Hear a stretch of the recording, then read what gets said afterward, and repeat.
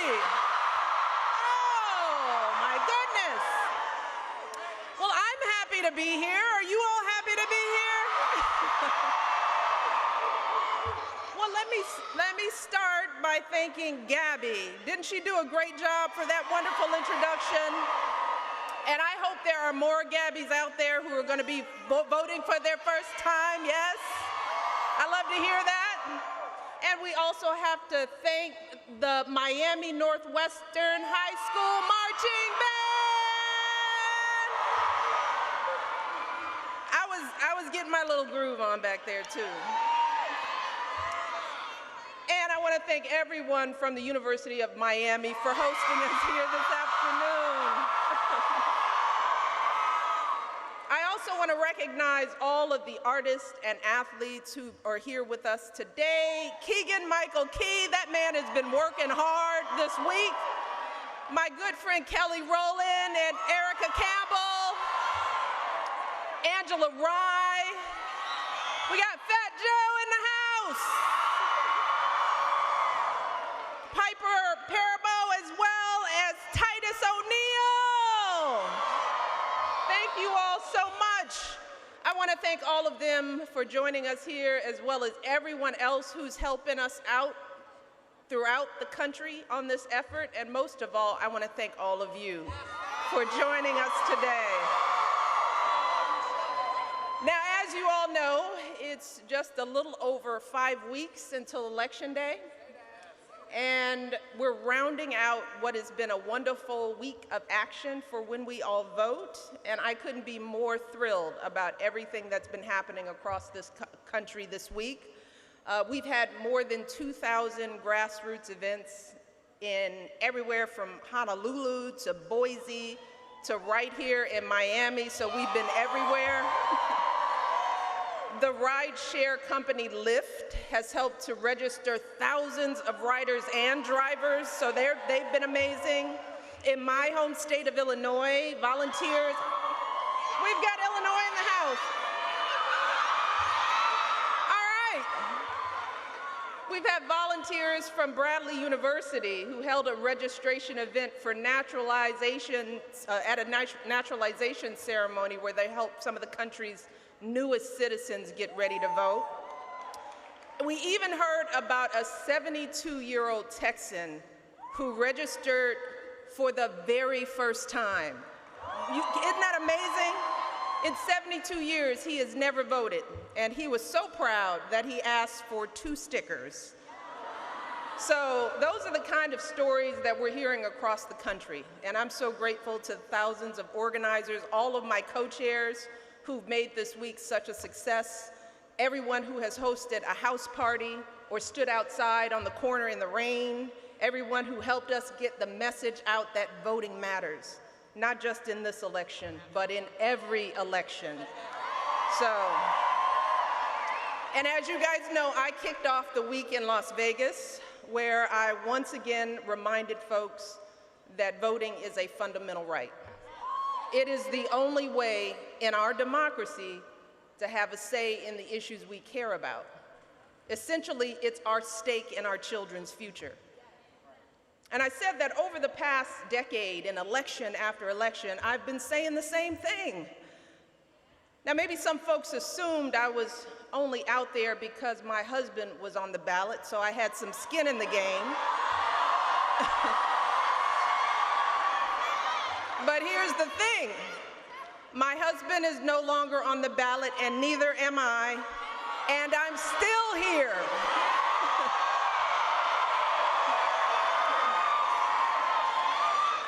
And I am not here to tell anyone who to vote for. I'm not stumping for any one candidate.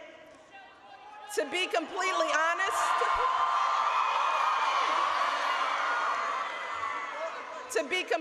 honest, I am here because it feels like we are locked in a dangerous cycle when it comes to voting in this country. A cycle that goes something like this. We tune out of politics, frustrated that it doesn't reflect our values. Then election season comes along and millions of dollars are spent bombarding us with political ads. telling us why this particular race is so important and how this particular candidate has all the answers we've been looking for. Then a bunch of athletes and celebrities and famous people like me travel all across the country, telling everyone how crucial it is to get registered and to vote.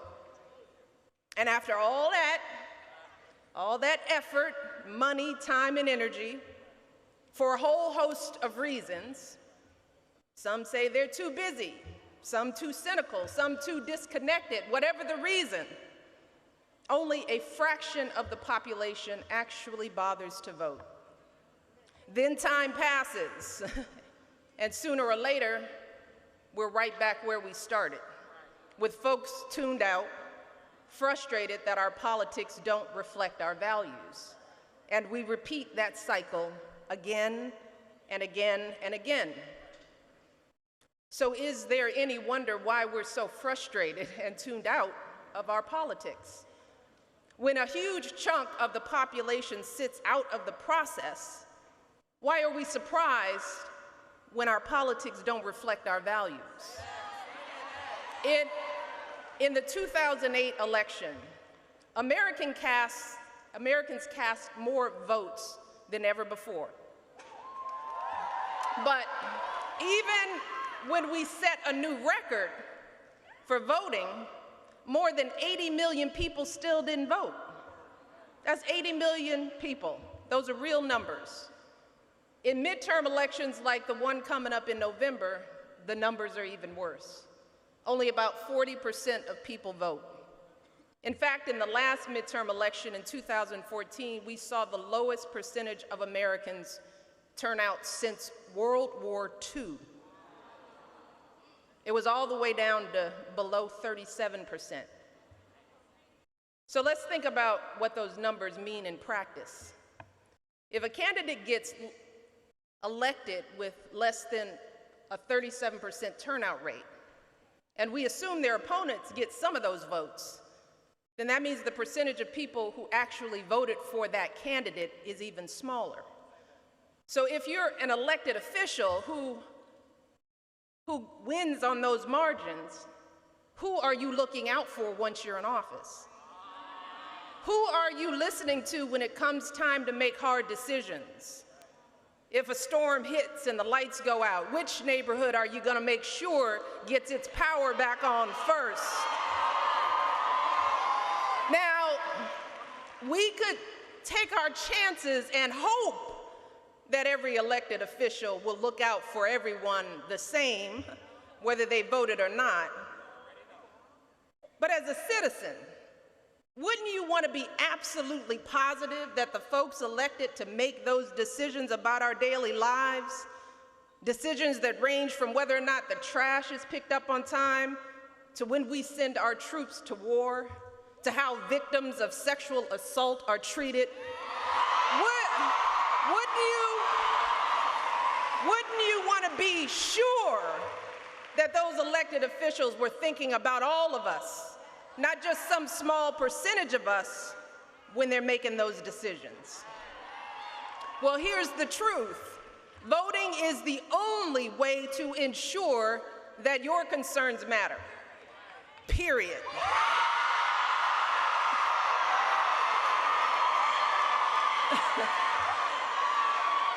And I know we all care about this stuff, right? Y'all wouldn't be here. We all care about what's happening on so many issues, right?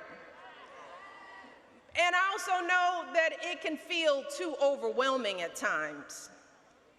People are struggling just to get through each day in one piece. They feel like they don't have time to keep up with all the issues and the candidates' points of view. And it's hard to see how what happens in the State House or the halls of Congress is really relevant to what's going on in our daily lives. So I can see how folks think their votes don't make a difference. I know folks are frustrated that there isn't more progress on the things that affect our daily lives. Or worse yet, I know some folks think the whole system is rigged, so why bother at all? So Miami, I get it. You know, I get being busy, and I definitely get feeling frustrated. As I said, at the beginning of this week, I am frustrated too. I am tired of the daily chaos, the pettiness, the meanness that too often dominates the political discourse. We all are. It is exhausting, and honestly, it is depressing. But here's what keeps me invested. Just when I feel like it might be time to shut it all out, I think about my dad. For anyone who's known anything about me, you know that my father had MS, a disease that would ultimately take his life. And despite his illness, my dad was a hard-working man. For most of his life, he worked at the city's water filtration plant in Chicago, checking gauges and monitoring the pumps. And every morning, he put on that uniform, his blue work shirt and pants, pair of dark shoes. Then my dad would grab his crutches, and he would carefully make his way down a flight of stairs to head off to work. And my father was proud of the fact that in more than 2 decades on the job, he didn't miss a single day of work. Yeah, that's my dad. And many men out there like him. And whenever election rolled around, I saw him do the same thing. Every election day, he grabbed those crutches and inched down that same flight of stairs to vote. When he could, he'd take me with him. And I remember walking slowly with him down to that church basement. That was where our polling place was in our neighborhood. And he'd steady himself for a few minutes as he waited in a line, no matter how long it was. And he'd smile and chat up all the folks, checking them in because everybody knew him. And then he'd take me into that big voting booth, and the curtain would close. See, that was back in the day, young people, when there was a real booth and a curtain. And then he'd pull down on these mysterious levers that we used to have back in the day. I didn't really know what any of it meant back then, but I knew it was important. Because no matter what was going on, whether it was raining, whether he was in pain, my father made his way to the polls. And I don't share this story because my father was perfect. I share it because he wasn't, and he knew it. My father wasn't a wealthy man. He knew the rules were not stacked in his favor. He knew he didn't work in an industry where high-priced lobbyists would grease the wheels in Washington on his behalf. He knew he didn't earn the kind of money or have the kind of clout to assume everything would work out for our family. So for him, he went to vote for the same reason he went to work. He did it to provide for his family. He knew that his vote was the only way he could be heard in the halls of power. He knew his vote could impact the amount of money in his paycheck. He knew that his vote could affect how safe the streets were when his kids were walking home from school. It could determine whether he could help send his kids to college. That's why he showed up. And he showed up when he was happy with what was going on in City Hall or in the state capitol, and he showed up when he wasn't. He showed up to vote in every election because he showed up for his family in every way that he could. See, my dad was a voter not because he was rich or had some fancy degree or had some special skill or expertise. He was a voter because he was a father. It was part of who he was. And that's really what this is all about. Getting every citizen to make voting a part of who they are. It's about helping everyone recognize something that feels important to them, even if it's only one thing. And it can be anything. I know that every parent here has opinions about their kids' schools and whether there's enough resources to ensure their child is getting the best education possible. I know that. I know everyone commuting to work has opinions on the traffic and the bus routes. I know every parent wants their kids to be safe, whether they're at school or at a concert with friends, and Lord knows, we all have opinions on issues like healthcare and the economy and how much we're paying in taxes.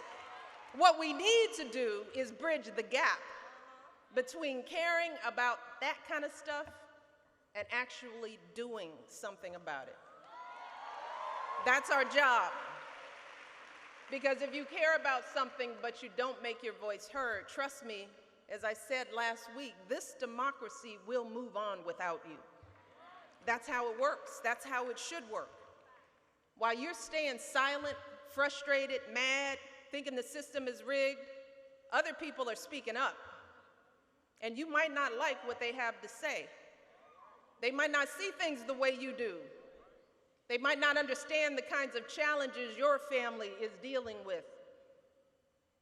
They might not have any problem leaving you and your family behind. So when you don't vote, what you're really doing is letting somebody else take power over your own life. And as I said last week, you wouldn't give your grandmother the power to decide what clothes you wear to the club. You wouldn't give your crazy uncle the power to post a picture to your Instagram feed. So why would you give a stranger the power to make far more important decisions in your life? Period.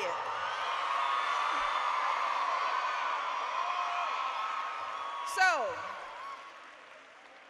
we got to get folks thinking about taking some of their power back. We got to get folks thinking about what's important to them. And even if they've never voted before, or even if they've only voted once in a while, we need to get them fired up about voting as soon as possible. And that starts right now with this election on November the 6th. And what's important for you all to know is that you all will be better at getting this done than I ever will be. And I mean that seriously. Because we've seen studies that show that the most effective way to reach somebody who doesn't vote is by talking to them face to face. Folks who don't vote don't really want to hear from just athletes and celebrities and famous people on TV. They'll just tune us out. But they'll listen to their friends, they'll listen to their family members, they'll listen to their neighbors, they'll listen to somebody who they believe understands them, somebody they trust. And that's where all of you all come in. And this is what I need you to do. I need you to reach out to every person you know who you think might not be planning to vote in November. Could be a brother, a sister, your friend, somebody on your soccer team, your neighbor, somebody you walking the dog with, anybody, whoever they are. I need you to ask them what they care about. Engage them. I need you to help them figure out how to cast their ballot. And as you know, if they're not registered, you all know this by heart, how can they get started? What do they text? We all vote to 97779. Miami is good. You guys are good on that. They've got to do it by the deadline in their state, and here in Florida, that's October the 9th. And then after they're registered, I want you to help them get ready to vote. Tell them about how they can go to an early voting location. There's so many ways to do this. They can vote by mail from the kitchen table. That's how I vote every year. Or they can vote in person right in their neighborhood on the 6th. So, do you guys think you can do that for me? Because you wouldn't be here if you weren't ready to do that, right? And here's the thing, Miami, as you all are getting out there, just remember this last thing. Do not underestimate the power of bringing more people into the process. Elections can be decided by just a few votes per precinct. Sometimes they're decided by just a handful of votes altogether. In Florida, you all know something about this. I'm not just talking about presidential elections. Back in 2016, a city commissioner's race in Cocoa Beach was decided by 8 total votes. The whole thing, 8 people. That's like your house. The race for mayor in South Daytona was decided by 5 votes, y'all, 5. And I want you all to hold on to that, because that's true. When I was campaigning for Barack, there would be 50 votes per precinct, 100 votes per precinct. So every vote matters. It really does. Nobody can say that their vote doesn't matter if they're saying that they just don't understand the numbers. So you never know. In a few weeks, you and your brother might decide who the mayor is. You and the group of your friends texting emojis, you might elect who represents you in Washington. You all have that power. And we got to start dreaming, because who knows what would happen if we did that? Who knows what the world might look like when we all vote? Not just this November, but in every election, every time, all the time. When we all vote, imagine the kind of schools we can demand for our kids. Imagine the things we can demand for our communities: safer streets, cleaner water, better after-school programs, all the things we've been hoping for. When we all vote, imagine the kind of leaders we'll elect. Those who share our values and who understand our lives and who set a good example for our kids.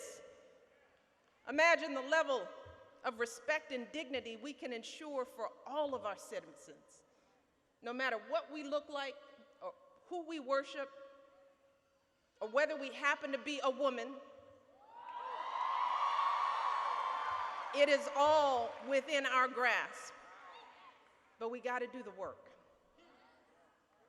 It ain't easy. We got to do the work. So I want you all to take this energy that you're feeling right here and run with it. I want you to go out there for the next 5.5 weeks and make sure that everyone you know is voting on behalf of something they believe in. Make sure everyone is as fired up as you all are right now. And then I want you to go out there after November, because this is not about one election. That's the only reason I'm doing this, because this is not about one election. We cannot stop now. We need to keep talking about voting until every single person in your life makes being a voter part of who they are. We got to make voting trendy. We got to hashtag it. We got to sing about it. And for all the young people in the room, this is your future. It's time for us to move out of the way and let you lead. But if you don't take that power, and you don't understand what that power means, then we'll be back in that cycle. And we don't want that for any of our young people. We want you to have the futures that are worthy of your dreams. This is no longer about me. It's not about Barack. It's about you. This is the country that you will grow into. It will be the country that you raise your children in. So you have to decide what it looks like. How do we treat each other? What do we value? What do we care about? That's for your generation to decide. So I want you all to get on it, make it happen, and don't stop until this is a forever proposition. Thank you, guys. God bless.